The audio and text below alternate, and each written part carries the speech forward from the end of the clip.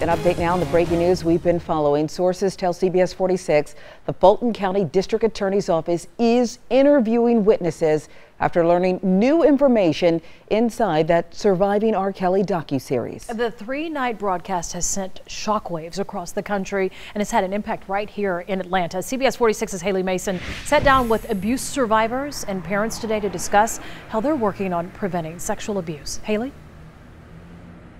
The reality is a lot of that docu-series has ties right here in Metro Atlanta, and survivors, advocates, even parents are not only looking at how to cope with this, but how to prevent it from happening again.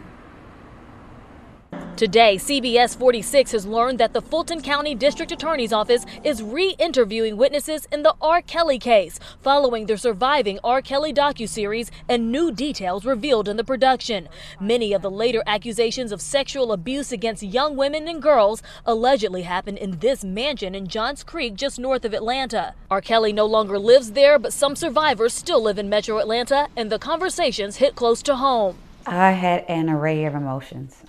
It went from concern, very, very deep concern for society, our children. Alma G. Davis watched the docu-series with her daughters and 2 pre-teenage girls. She says after the shock, parents have to have tough conversations with their children. You have to get over the shock and say, okay, this is reality, and you have to deal with it as a parent from a reality standpoint, being able to have difficult conversations with your children. And it's easy to say R. Kelly, and it's easy to go after R. Kelly, but if we're gonna do that, we can't forget to look at our own houses, our own backyards, and to see who are the R. Kellys in our families as well.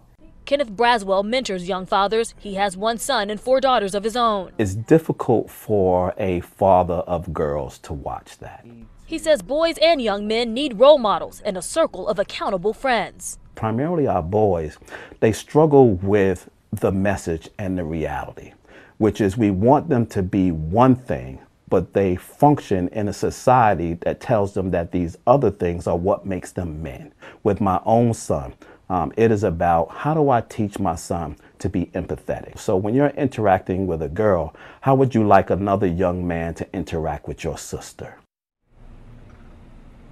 And those are just the starting points for conversations that they say parents should be having with their young boys and young girls, men and women alike. We'll have more information on resources for parents on our CBS 46 News app. The Fulton County DA's office is not commenting on whatever investigation they do have going, but again, sources seem to tell CBS 46 that this case is far from over. Reporting live in Dunwoody, Haley Mason, CBS 46 News. Haley, thanks so much. We first